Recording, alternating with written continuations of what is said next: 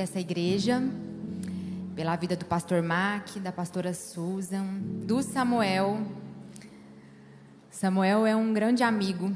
Eu sou uma pessoa muito favorecida por Deus. Eu estava falando com o Léo quando a gente estava vindo. O Senhor sempre colocou graça aos olhos das pessoas certas a meu respeito. Samuel foi uma dessas pessoas. Eu morei em Goiânia por uma temporada. E logo que eu cheguei, eu nem sei como que me apresentaram Samuel, não me recordo, mas o Senhor colocou graça nos olhos dele a meu respeito. Eu fui favorecida por ele várias vezes. O Senhor pode colocar graça aos olhos das pessoas certas ao seu favor, tá? Você é um favorecido, uma favorecida de Deus. E o favorecido, a favorecida de Deus, o Senhor coloca graça aos olhos das pessoas certas. Ah, mas eu não consigo fazer um networking legal. Deus vai mostrar você para a pessoa certa. Deus vai te levar no lugar certo. As pessoas certas vão ouvir falar de você. Amém? Você acredita que a palavra é suficiente? A palavra de Deus? Amém? Você acredita que se eu chegar aqui e apenas ler alguns versículos, o Senhor pode fazer algo extraordinário? Você acredita que não é pelo que eu sei, não é por nenhuma habilidade que eu possa ter, mas porque a palavra dele é viva e eficaz? Você acredita? Você acredita que você pode sair daqui hoje transformado pela palavra dele? Então nós estamos falando a mesma língua. Abre para mim ou pega o seu celular. Eu sou da Assembleia, né, gente? Eu até trouxe minha Bíblia ali, aí eu cheguei e falei, hoje eu vou estar moderninha, vou levar só o iPad lá pra cima. Mas eu sou assembleiana até o tutano. Samuel, na hora que foi me convidar, ele falou assim, você só não esquece que lá não é assembleia não, a gente começa no horário, tá? Quem conhece sabe, amém. Lucas 15...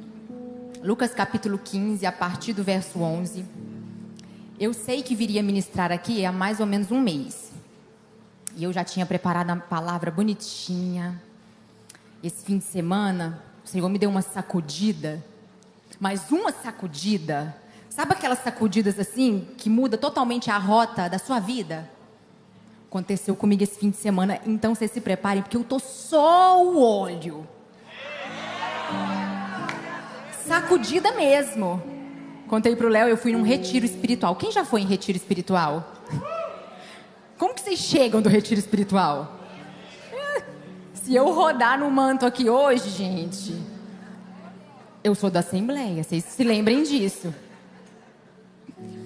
E lá o Senhor mudou algumas coisas, falou comigo, e aí pegou a palavra que eu tinha e falou, não é isso. Eu cheguei ontem, cheguei segunda-feira em casa, falei, meu Deus, mas está um pouco em cima, né? E o Senhor derramou sobre mim o que Ele queria falar, o que Ele queria que fosse feito, não o que eu queria, porque a que eu queria seria tão fácil para mim, eu já tinha habilidade.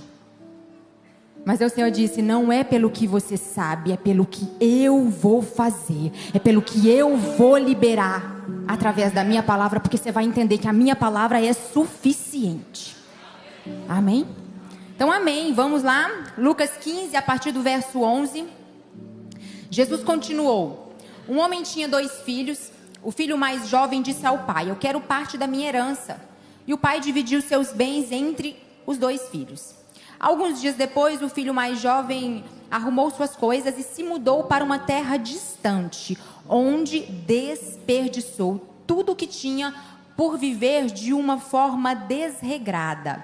Quando seu dinheiro acabou, uma grande fome se espalhou pela terra e ele começou a passar necessidade.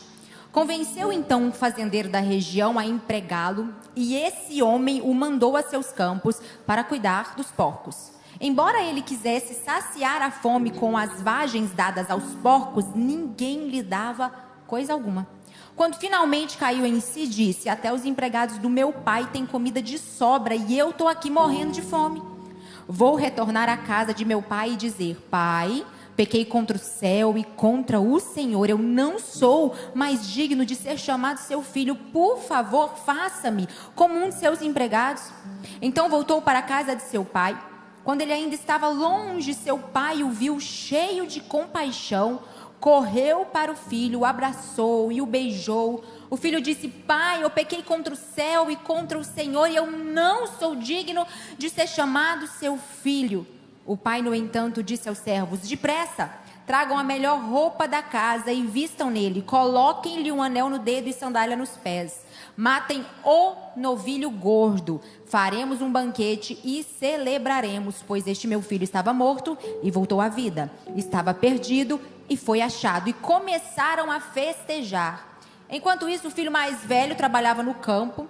Na volta para casa, ouviu a música, a dança, e perguntou a um dos seus servos: o que está acontecendo? O servo respondeu: seu irmão voltou e seu pai mandou matar o novilho gordo, pois ele voltou são e salvo. O irmão mais velho se virou e não quis entrar. O pai saiu e insistiu com o filho, mas ele respondeu: todos esses anos eu tenho trabalhado como um escravo para o Senhor e nunca me recusei a obedecer às suas ordens. E o Senhor nunca me deu nem mesmo um cabrito para eu festejar com os meus amigos. Mas quando esse seu filho volta, depois de desperdiçar o seu dinheiro com prostitutas, o Senhor comemora matando o novilho. O pai lhe respondeu: meu filho, você está sempre comigo e tudo que eu tenho é seu. Mas tínhamos que comemorar este dia feliz, pois seu irmão estava morto e voltou à vida. Estava perdido e foi achado. Amém? O filho pródigo trata-se de um perdido amoral que, estando insatisfeito dentro da casa do pai, pede a ele parte da sua herança, a sua parte. E ele era um cara insatisfeito, uma pessoa insatisfeita. E desde os primórdios, desde o princípio, a insatisfação faz suas vítimas. A serpente pegou os olhos de Eva e lançou sobre o que ela não tinha. A insatisfação tira os seus olhos do que você tem e coloca os seus olhos no que você não tem.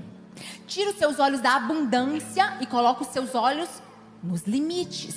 A Bíblia fala que no Éden tinha árvores que tinham frutos bons para comer e árvores com frutos bons para se ver, com frutos bonitos.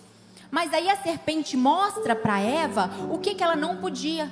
Quais eram os limites? E aqui eu já vou te dar um conselho: não foque nos limites, foque na abundância. Tira os seus olhos dos limites, coloque os seus olhos na abundância. Para de ficar preso naquilo que você não tem, naquilo que você não pode, quando o Senhor já te deu abundância. Se você parar para olhar o que Deus fez, o que Deus tem feito, você para de murmurar. Se você tirar os seus olhos do que Deus já fez na sua vida, se você tirar os seus olhos do que ainda não aconteceu, você passa a ser grato. E um coração grato, ele atrai o favor de Deus. Você já viu que gente grata está sempre acontecendo coisas extraordinárias na vida dela? Dá até raiva de gente grata demais, né? A pessoa está: obrigada pelo sol, obrigada pela chuva, obrigada pelo vento, glória a Deus por isso, glória a Deus por aquilo, glória a Deus pela luta, glória a Deus pela batalha. E está sempre acontecendo algo extraordinário na vida de gente grata. Porque gente grata está focado no quê? Na abundância e não nos limites. Aí tem gente que fala assim: porque a gente pensa positivo, aí a gente é atraído. A gente atrai, né, as coisas. Só pensar positivo. Deixa eu te falar uma coisa aqui. Quando você é grato, não são as coisas que vão te encontrar. É você que vai ser atraído para elas. O Senhor vai aplanando o seu caminho para você ser atraído para elas. Você vai sendo atraído para a abundância enquanto mantém os seus olhos na abundância. Mas se você mantém os seus olhos nos limites, seu destino é a ruína. Se você mantém os seus olhos naquilo que você não tem, naquilo que você não pode, seu destino, infelizmente, vai ser a ruína. E esse menino está dentro da casa do pai, onde ele tinha tudo, mas ele está insatisfeito. Olha para o seu irmão e fala assim: foca na abundância. Foca na abundância. Glória a Deus. Esse menino pede ao pai a herança. Quando é que a gente recebe herança? Mas o pai estava vivo. Quando ele chega e fala: pai, eu quero a minha parte da herança, ele está dizendo assim: ó, eu não quero saber de você. Eu não me importo com você. Eu quero o que você pode me dar. Eu quero o que você pode me oferecer. Eu quero a bênção, mas eu não estou muito preocupado com o abençoador. Ele é o único que já fez isso? Quantos de nós queremos a bênção, mas não queremos estar debaixo da autoridade do abençoador? Ai, quantos de nós queremos ser abençoados? Quantos de nós queremos receber de Deus, mas não queremos ser obedientes? Queremos a bênção, mas assim, vou me manter distante da autoridade do abençoador? Esse menino pede para o pai sua herança. Ele quer sair de debaixo da autoridade do pai. Isso é tão verdade que a Bíblia fala que ele vai para terras distantes. Ele não quer ser vizinho do pai. Ele não pede a herança e vai morar numa casa vizinha. Ele vai para longe. Ele quer se distanciar do referencial paterno. Ele quer sair de debaixo da autoridade do pai. Mas ouve aqui, ó. Quem está debaixo da autoridade está também debaixo da provisão e da proteção do pai. Oh, aleluia. Saiu de debaixo do senhorio de Cristo. Saiu debaixo do senhorio do pai. Você saiu debaixo da provisão e da proteção. O menino quer se distanciar e ele pede a herança. O pai dá e ele vai para longe. Ele talvez lhe incomode gastar o dinheiro do pai perto dele. Porque a Bíblia fala que ele desperdiçou o dinheiro do pai. Não foi ele que conquistou, né? Já viu tanto que é fácil a gente gastar dinheiro que não foi a gente que trabalhou para ganhar? Por isso que muitas vezes quando alguém recebe uma herança, a herança... é muito fácil você gastar o que você não suou para conquistar. E aí o menino desperdiça a herança, vivendo dissolutamente, aproveitando de tudo. Ele queria encher sua alma com prazeres terrenos. Sabe por quê? Eclesiastes 3:11 diz que dentro de nós existe algo chamado senso de eternidade. E aí esse senso de eternidade, ele nos atrai para Cristo. Só que também ele provoca em nós um vazio. Sabe aquele negócio assim que você pensa assim, ó, quando eu me casar, eu vou ser completamente plena. Quando eu tiver meus filhos, eu vou ser completamente plena. Ah, quando eu passar naquele concurso, eu vou ser feliz, eu vou ser completamente plena. É o seu vazio aqui dentro que só pode ser preenchido com eternidade. Todos nós temos esse vazio, todos nós estamos sendo atraídos para a eternidade, mas muitos de nós confundimos esse senso de eternidade, queremos preencher com coisas que não vão preencher.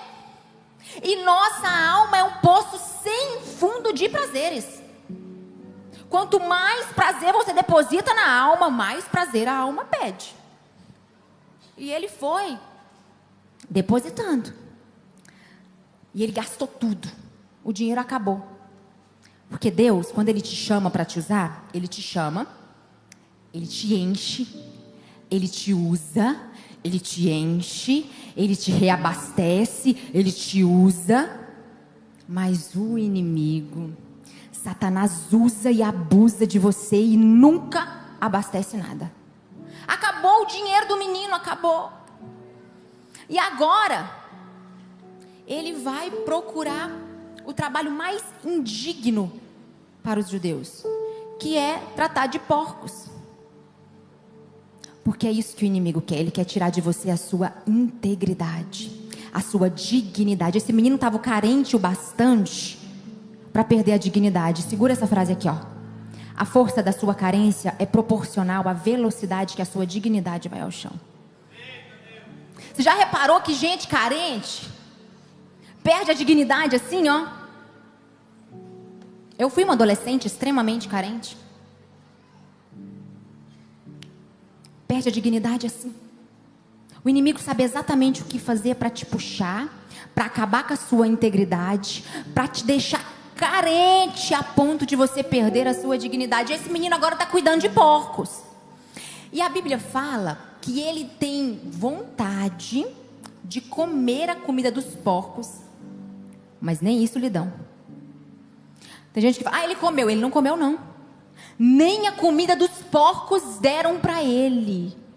Quando você está longe da casa do Pai, quando você está longe da autoridade, da proteção e da provisão do Pai, nem o que é lixo dão para você, nem o que ninguém quer te dão. Não te alimentam. Enquanto na casa do Pai tem pão fresquinho todo dia, enquanto a casa do seu Pai é conhecida como casa de pão, tá ele lá querendo comer a comida dos porcos, mas ninguém lhe dá. Aí em um dado momento, esse menino percebe que na casa do pai dele até os empregados estavam vivendo melhor do que ele. E esses empregados que ele fala eram os jornaleiros que vinham de tempos em tempos. Nem não eram empregados fixos, não. Até eles estão vivendo melhor que eu. Eu vou me levantar e eu vou para o meu pai. E ele fala como se ensaiando. E eu disse, pai, eu pequei contra o Senhor. Eu pequei perante ti. Eu não sou digno de ser chamado teu filho, mas faça-me como um de seus empregados. Perceba que lá no início o menino está falando assim, dai-me. Agora que perdeu tudo, ele está dizendo assim, faça-me. Ele substitui o dai-me pelo faça-me, pois ele entendeu que a bênção sem o pai não abençoa. Ele entendeu que ele não precisa ter, ele precisa ser. Depois que ele perde tudo, ele entende. Não adianta eu ter sem o pai, eu preciso ser com o pai. Ele substitui o dai-me, agora ele quer ser. A bênção sem o pai não abençoa.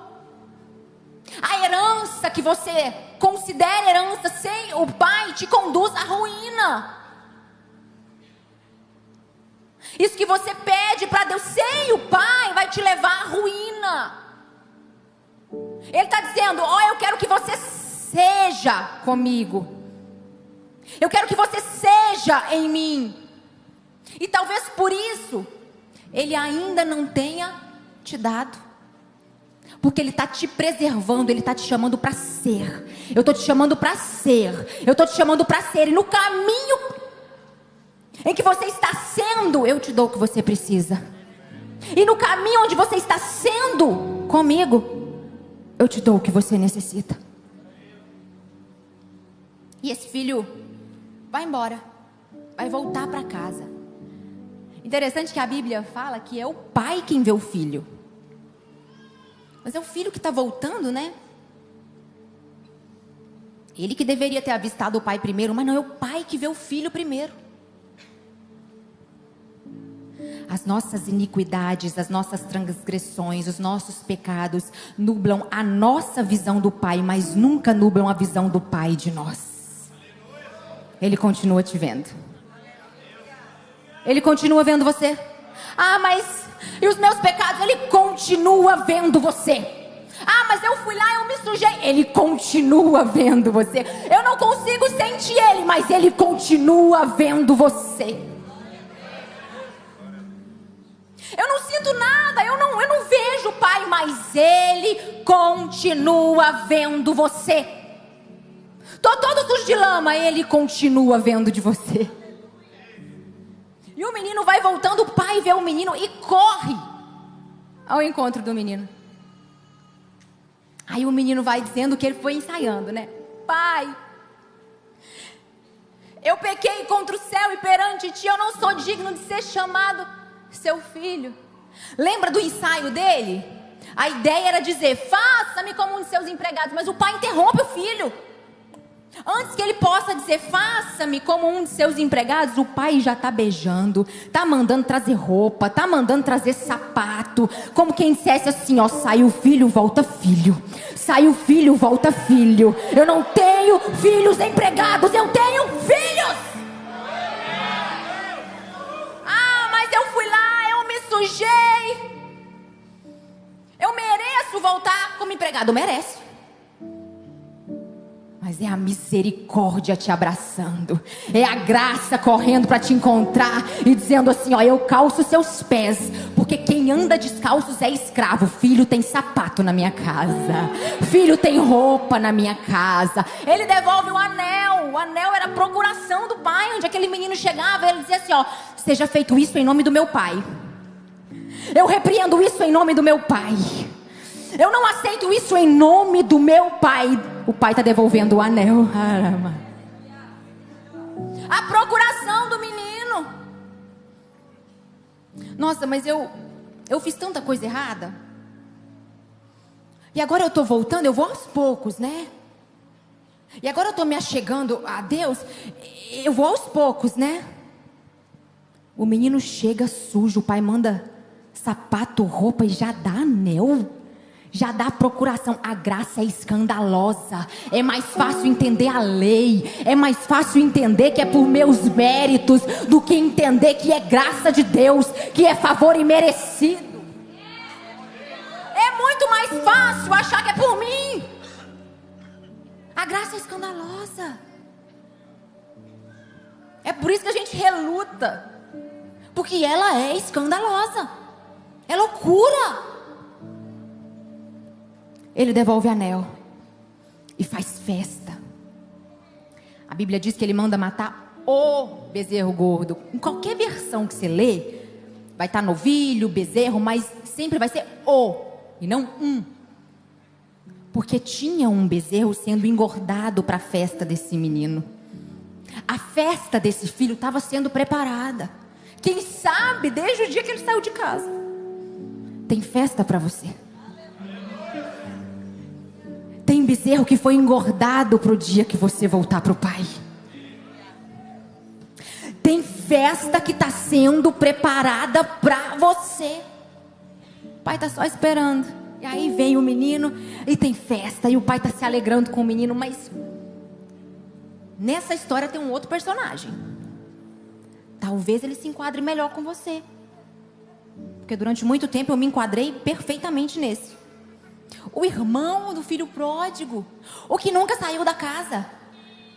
Ele chega e ele está ouvindo um barulho lá. Ele pergunta para um servo: o que está acontecendo aí? Tá tendo festa? Aí o servo: menino, seu irmão voltou para casa.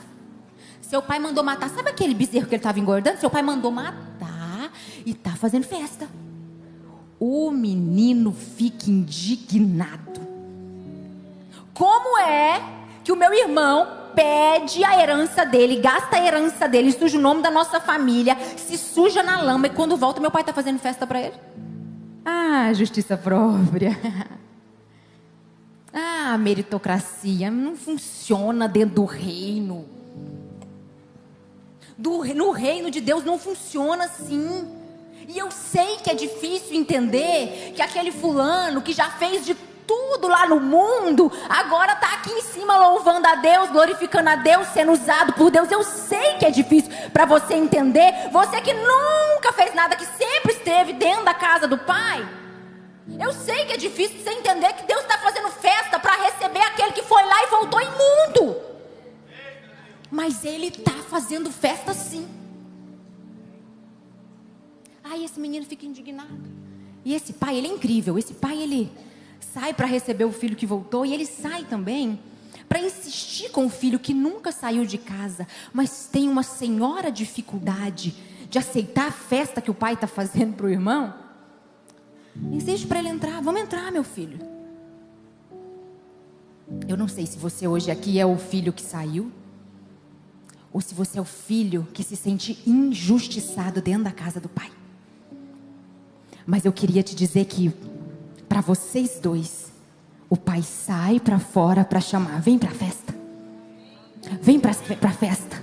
Eu conheço seus motivos. Vem para a festa. Vem festejar comigo. Eu entendo seus motivos. Eu sei que não é fácil para quem nunca foi lá no mundo e se sujou entender a escandalosa graça. Eu sei que não é fácil entender que a graça alcança todos nós.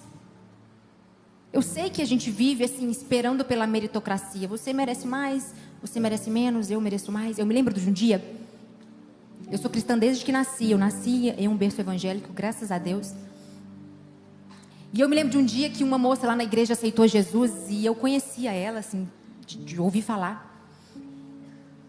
E ela nunca tinha sido cristã, mas ela colocou para derreter no mundo. E ela chegou com fome, sabe? Lendo a Bíblia e participando de tudo. E eu, sabe quando você olha desconfiada? Só olhava desconfiada para ela. E de repente essa irmã estava engajada nas coisas da igreja. E eu me lembro que um dia eu falei assim: vocês tomam cuidado com a fulana. Engajada demais, good vibes. Não fui na cara dela, tem alguma coisa errada com ela. E a menina assim, engajada mesmo. De repente um dia ela contando lá que eu terminei a leitura bíblica, eu li a Bíblia toda. E eu na minha altivez, nossa, mas nem eu li a Bíblia toda, mentirosa. De repente essa menina estava pregando, estava ganhando gente para Jesus. Todo culto ela trazia 3, 4. Eu falava, gente, como que pode? E as pessoas que ela trazia aceitavam. A menina virou uma ogiva nuclear, assim. E trazia gente. E o Senhor fazendo coisas extraordinárias na vida dela, em todos os aspectos da vida dela.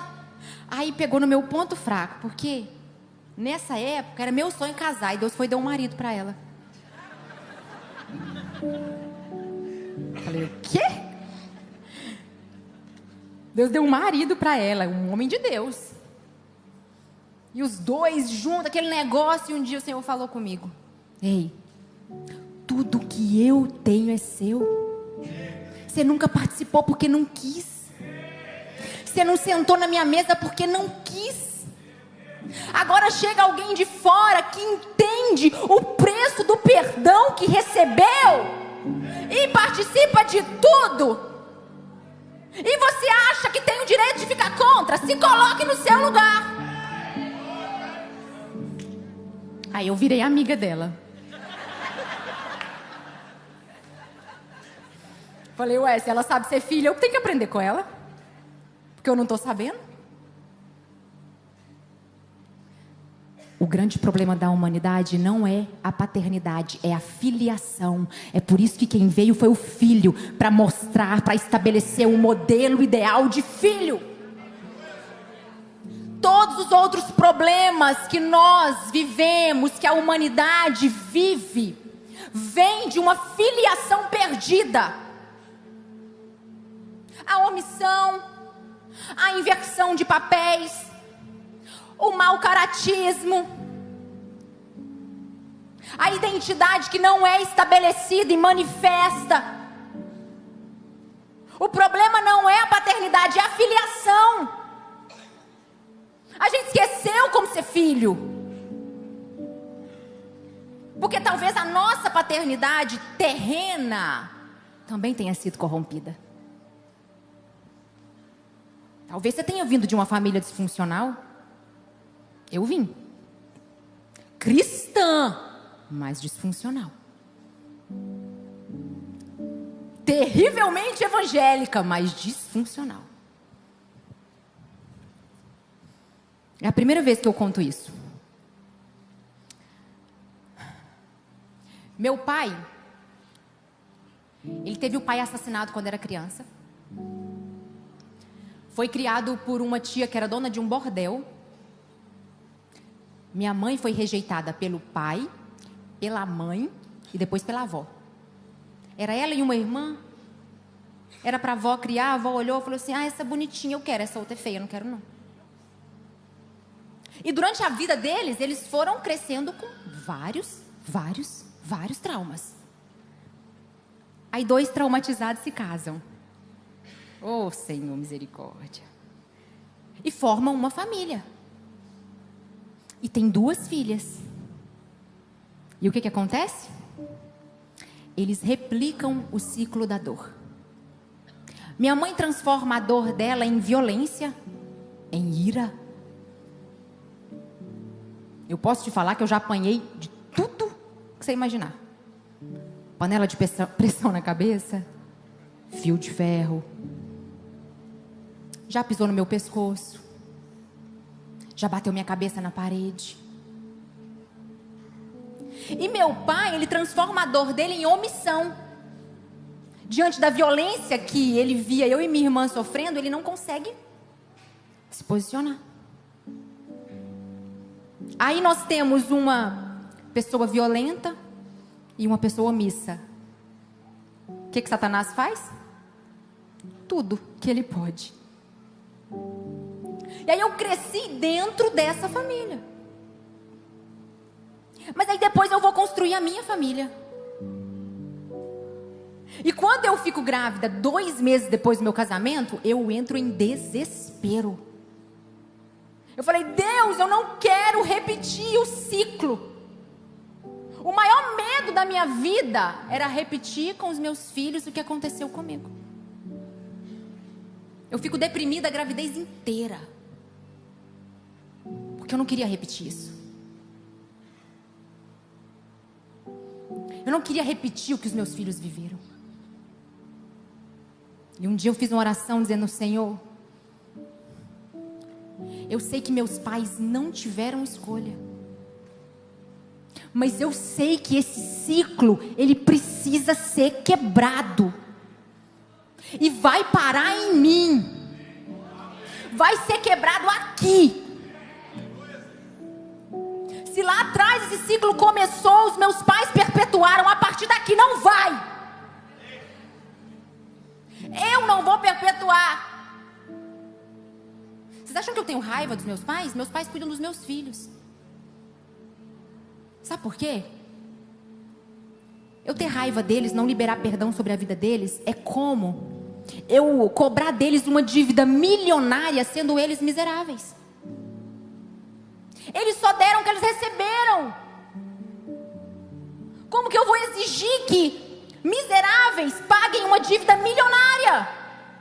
Você estaciona a sua Ferrari, que na porta da igreja vem um mendigo e estraga ela. Como que você vai fazer para esse homem pagar?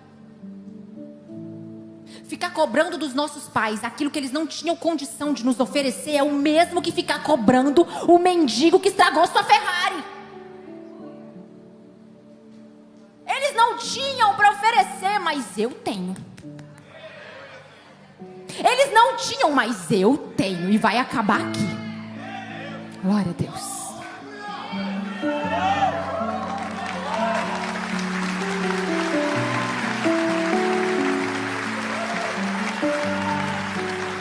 Glória a Deus. Aleluia.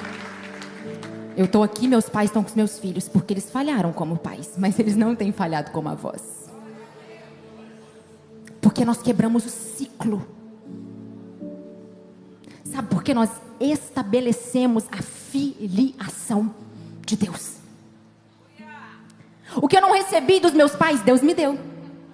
Inclusive nesse retiro que eu estava, teve uma coisa que eu nunca recebi da minha mãe: colo. Sabe colo? Esse menino chora, minha filha, eu tenho uma menininha de 5 anos, chorou, qualquer coisa, ela vem correndo, quero colo, pego no colo. Às vezes por uma besteira, eu não tive. Aí eu estava agora no retiro esse fim de semana, e eu falei, na hora a gente teve uma palavra sobre paternidade, e eu orando, falando: Deus, tem uma coisa que eu não tive quando criança: colo. Gente, de repente vem a pastora assim: Deus mandou te dar colo. Eu orei em pensamento, eu e Deus. Deus mandou te dar colo, me pega. A sorte que eu sou pequena, né? Me coloca no colo, me senta no colo e me dá colo. Aí o Senhor me cura, o restinho que faltava ser curado. Eu levanto, vem outra. O Senhor mandou te dar colo, eu sento no colo, e o Senhor cura, e o Senhor vai lavando. Tudo que seus pais não te deram, é Deus que vai te dar. Seus pais não te deram, mas o Pai Celestial vai te dar. Seus pais não fizeram, eles não tinham condição de fazer, mas Deus vai te dar. Deus vai dar para você. O que eu preciso fazer? Receber o filho. Porque quando você recebe o filho, você aprende a ser filho. Mas eu sou crente, não estou falando que você não é, mas a gente é crente sem receber o filho. Um monte de gente crente, crê que ele existe, mas não recebe ele. Como que eu faço para ser parte da família de Deus? O que a Bíblia diz? Faz o que meu pai manda. Os meus irmãos, a minha mãe, são aqueles que fazem a vontade do meu pai. Recebe o filho. Aprende a ser filho. Certa vez um homem vivia com seu filho e era um colecionador de obra de arte. Muito rico, muito conhecido, porque ele tinha todo tipo de obra de arte. E o filho dele, que era o amor da sua vida, vai para a guerra. E ele morre na guerra para salvar seus amigos. E então o filho morreu na guerra para salvar os amigos. Os amigos voltam para dar notícia para o pai. Leva o anel do pai, que estava no dedo do filho. Conta para o pai tudo que o filho fez. Olha, ele nos salvou, seu filho é um herói.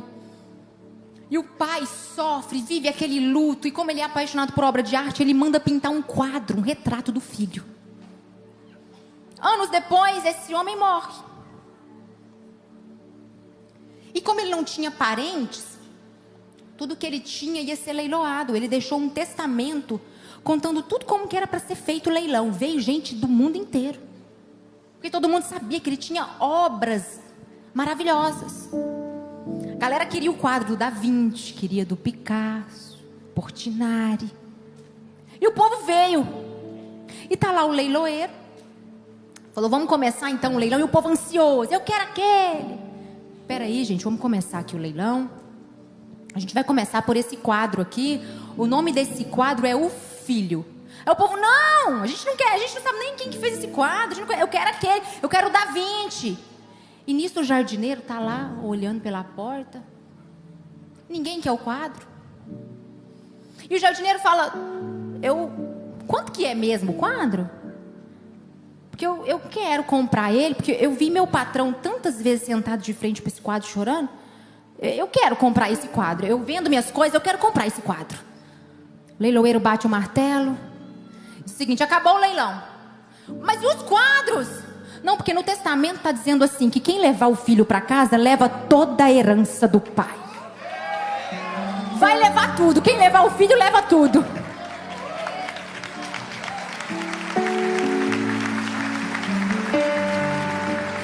Você quer sair daqui hoje levando tudo?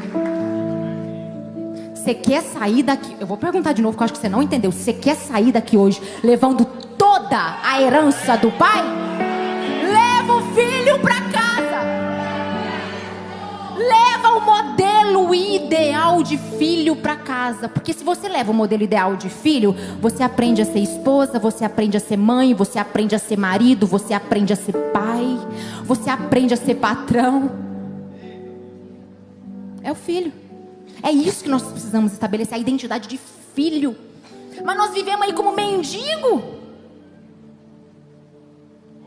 Tudo aquilo que Jesus conquistou na cruz não era para ele, era para mim e para você, que estávamos em uma tão grande necessidade. A herança da cruz é minha e é sua. Para de mendigar no mundo, você é filho. Você pode levantar? Oh, aleluia.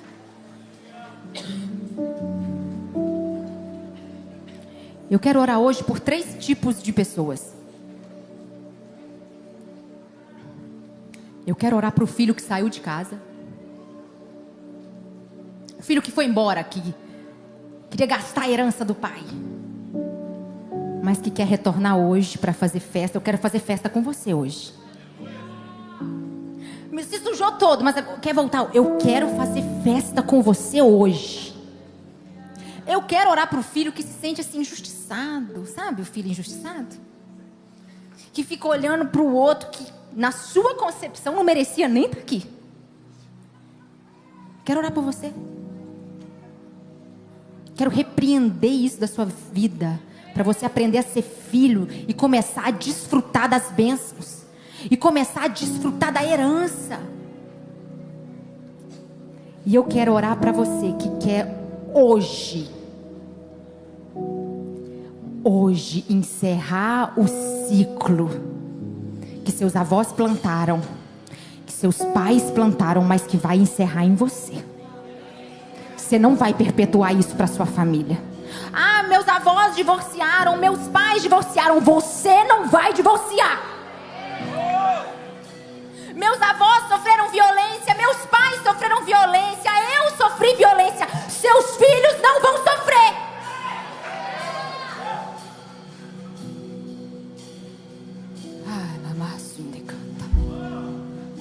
Cálita, meus avós, minha avó foi abusada. Minha mãe foi abusada. Eu fui abusada. Seus filhos não serão. Nós vamos quebrar aqui hoje esse ciclo maligno que veio destruindo a sua família até aqui. Vai encerrar hoje.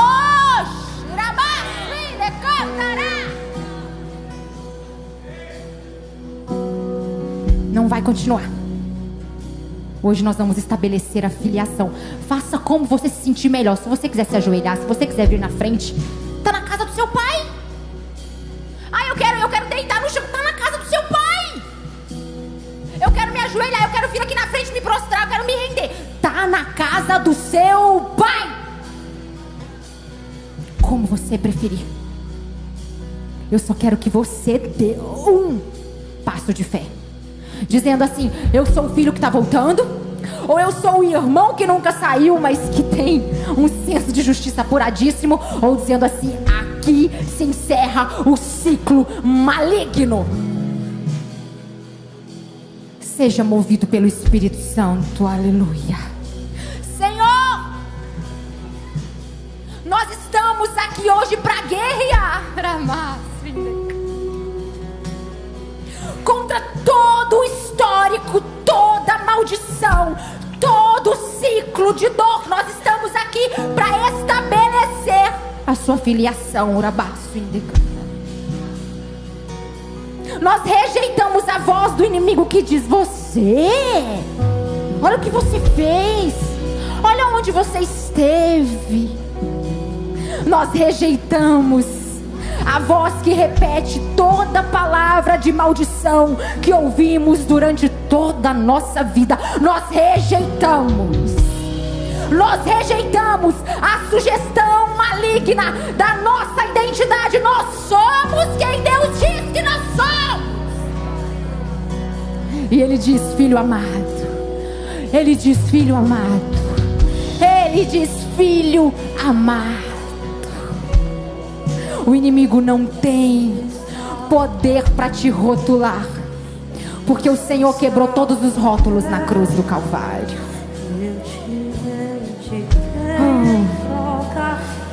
Eu queria que você tivesse liberdade para profetizar sobre a vida de alguém uma filiação restabelecida. Eu quero que você tenha liberdade para sair do seu lugar, e você vai ser instruído pelo Espírito Santo para profetizar sobre alguém. Restabeleça a filiação do reino de Deus. Você é filho. Deixa o Senhor te usar nesse momento. Oh, Rabá. Me senti sozinho, me tornou seu, fez de mim sua morada. És em mim.